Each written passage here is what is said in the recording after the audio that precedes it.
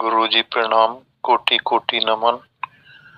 आपका आशीर्वाद, आपका प्यार मेरे रोम रोम में बसा है। प्रकाशवान आपके आशीर्वाद से हूँ, करोड़ों सूर्य के समान। आप पूरी अंतर यात्रा में मेरी मदद कर रहे हैं, मुझे आशीर्वाद दे रहे हैं। मैं बहुत प्रसन्न हूँ। आपके चरणों में कोटि कोटि नमन, कोटि कोटि नमन, कोटि कोटि नमन। प्रणाम आपको। यहाँ पर हम इस बात को समझने की पूरी कोशिश करेंगे। आप सभी साधक, जब भी इस पृथ्वी पर कोई गुरु होता है और वो जब आपको प्रेम करता है और जब वो आपको आशीर्वाद देता है, तो पहली बात तो आप ये समझें, कोई गुरु होता है वो प्रेम करता है और आशीर्वाद देता है, ऐसा नहीं है।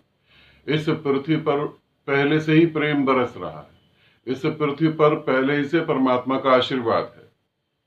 वो ऐसा सूक्ष्म आशीर्वाद बरस रहा है, जब तुम उसे महसूस नहीं कर पाते तब वो निराकार किसी के शरीर में उतरता है और फिर वो आकार रूप में तुम्हें आशीर्वाद देता है और प्रेम देता है, और फिर तुम आनंदित हो जाते हो और खुश हो जाते हो, और फिर तुम तारीफ के पुल बांधने लगते हो कि गुरुदेव ऐसा, गुरुदेव वैसा, गुरुदेव ये हो रहा है, गुरुदेव वो हो रहा है। मगर मैं जो तुम्हें बताने जा रहा हूं वो थोड़ा सा अलग है। बाकी गुरु जो तुम्हें बताते होंगे, नहीं बताते होंगे पता नहीं, वो तो खुश हो जाते होंगे। मगर मैं जो तुम्हें बता रहा हूं इसे समझो। मैं जो तुम्हें देना चाह रहा हूं उसकी एक बूंद भी तुम तक पहुंच जाए तो भी बहुत बड़ी बात है। मैं जो तुम्हें बोल रहा हूं उसकी एक बूंद भी तुम्हें छू जाए तो बहुत बड़ी बात है। मैं जो प्रेम कह रहा हूं उसकी जरा सी ऊर्जा भी तुम्हें छू जाए तो तुम नाच उठोगे। इसे ध्यान से सुनो। मेरा हर एक शब्द जो मैं तुम्हें बोल रहा हूं, ये तुमने किताबों में पढ़ा हुआ है, ये तुमने लोगों से सुना हुआ है। फिर जब मैं तुम्हें ये बोलता हूं कि मैं तुम्हें प्रेम करता हूं, तब क्यों तुम्हारे भीतर परिवर्तन घटित होता है? मेरे बोल देने से और तुम्हारे सुनने से भीतर कोई है जो जागृत हो जाता है, और वो जरा सा जागृत होता है, तुम्हारी सारी की सारी समझ, तुम्हारे सारे संस्कार ऐसे डामाडोल हो जाते हैं, कांपने लगते हैं, और तुम रोकना भी चाहो तो रोक ना पाओगे आप, क्योंकि तुम्हारा अस्तित्व मिटना चालू हो जाता है। अब यहां समझना, इसे तुम बहुत बड़ी बात समझ सकते हो, मगर ये ऐसे ही है जैसे तुम समुद्र के किनारे खड़े हो जाओ और कोई पक्षी समुद्र के पानी को छू के जा रहा हो, उसके छूने से तुम्हारे ऊपर मात्र एक बूंद गिर जाए समुद्र की, ये उससे भी कम है जो तुम्हें घट रहा है। ये ध्यान रखो, जो तुम्हें घट रहा है उसमें तृप्त बिल्कुल नहीं होना। तृप्त नहीं होना, तृप्त होकर रुकना नहीं, बैठ नहीं जाना।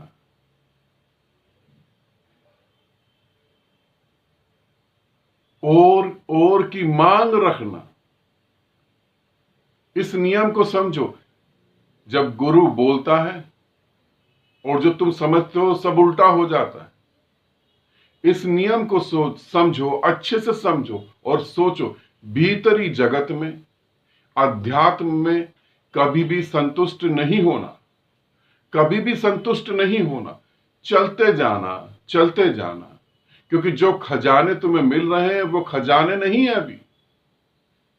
खजाने तो तुम्हें उस दिन मिलेंगे जिस दिन तुम खजाना हो जाओगे।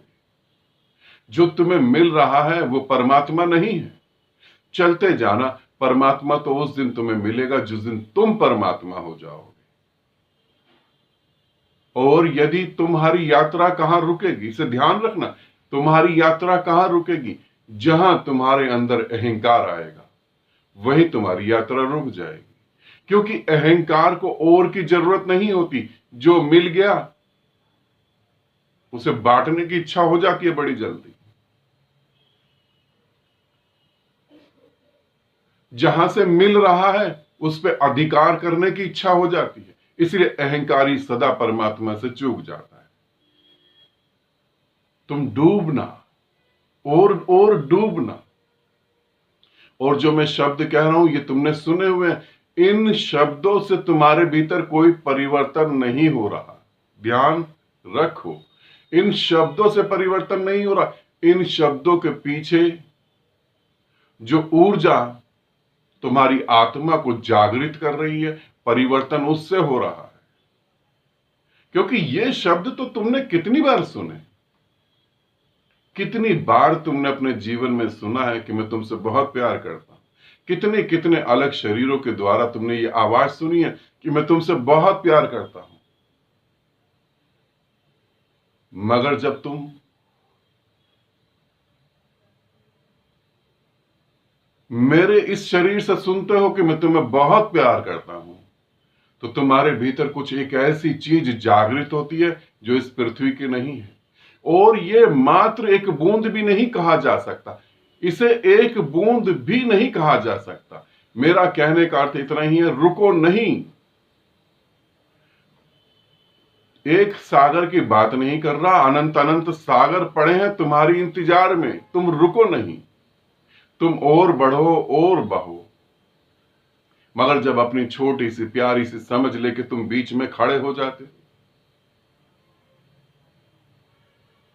तब मामला गड़बड़ हो जाता है। ये ऐसे ही है जैसे बहती हुई नदी के पास, जो नदी जा रही है सागर में, उसके पास एक छोटा सा खड्डा हो गया और खड्डे में थोड़ा सा पानी गिर गया। उस खड्डे में जो भी जीव जंतु रह रहा होगा, उसने यही समझ लिया कि ये तो सागर है। नहीं, अभी और डूबो, अभी और चलो, अभी और पागलपन को बढ़ने दो, अभी और इश्क को बढ़ने दो। वो इश्क ही क्या जो तुम्हें मिटा के ना रख दे।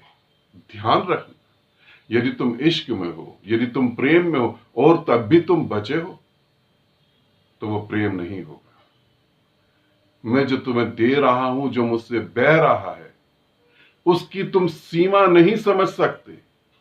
इसीलिए कह रहा हूं, संतुष्ट नहीं होना। उसकी कोई सीमा नहीं है, उसकी तुम सीमा निर्धारित मत करो। तुम कह रहे हो आशीर्वाद की वजह से ये हो रहा है, अभी तो आशीर्वाद बरसा ही नहीं। संन्यास दीक्षा के बाद बहुत सारे साधकों के मैसेज आए कि हम 2 दिन तक नहीं सोए, हम 3 दिन तक नहीं सोए, ऊर्जा ऐसी बनी रही। 1 हफ्ते से हम निर्विचार हैं, विचार ही नहीं आ रहे, सोचना पड़ रहा तो आ रहे हैं। ये तो जरा सा गले लगाने की बात थी। अभी तो डूबने की बात अलग है। अभी तो सागर की हवा छू रही है तुम्हें, अभी सागर होना बाकी है। रुकना नहीं, अभी रुकना नहीं, अभी और बढ़ना है। आनंदित रहो, सदा खुश रहो। बहुत बहुत प्रेम आप सभी को।